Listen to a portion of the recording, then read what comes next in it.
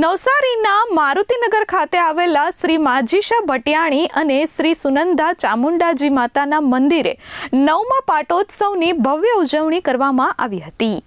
નવસારી જિલ્લાના વિજલપોરના Ramji park society પાસે આવેલ શ્રી માજીસા મંદિરે નવમા પાટોત્સવ અંતર્ગત યુદ્ધના કારણે સપ્લાયમાં આવેલી રૂકાવટને પગલે મુશ્કેલી છતાં માય ભક્તોની આસ્થા અને સેવાનો યજ્ઞ અટક્યો નહોતો।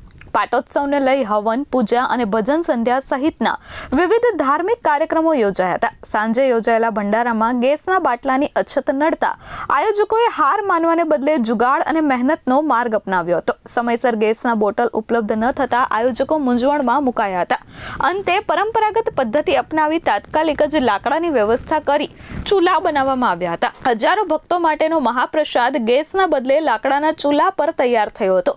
આધુનિક યુગમાં પરંપરાગત ચૂલા પર રસોઈ બનાવતા દ્રશ્યો આકર્ષણનું કેન્દ્ર બન્યા હતા અને ભક્તોએ ભારે ઉત્સાહપૂર્વક પ્રસાદ ગ્રહણ કર્યો હતો। પ્રકાશભાઈ જામતાજી રાવ, શું કાર્યક્રમ છે આજે? જે માજીસા માનો 10મા વાર્ષિક પાટોત્સવ છે, જ્યાં દર વખતે 4 થી 5 હજાર લોકો સાંજે પ્રસાદી લ્યા કરે છે, બરાબર। ને માતાજીને અહીંયા ભંડાર ભર્યા રહે એટલે માતાજીને અહીંયા દૂર દૂરથી લોકો અહીંયા આવે જ છે। એ માતાજી દરેકની મનોકામનાઓ પૂર્ણ કરે છે, બરાબર। આ વખતે સાંજે 7 થી 8 હજાર લોકોનો પ્રસાદનું વિતરણ છે, બરાબર। જેમાં બાટલાની અછત હોવાના કારણે આ વિશ્વ યુદ્ધ ચાલે છે, બાટલાની અછત હોવાના કારણે અહીંયા અમે લાકડાથી ચૂલા સળગાવીને પ્રસાદી બનાવીએ છીએ અને પ્રસાદીનું સાંજે વિતરણ થશે।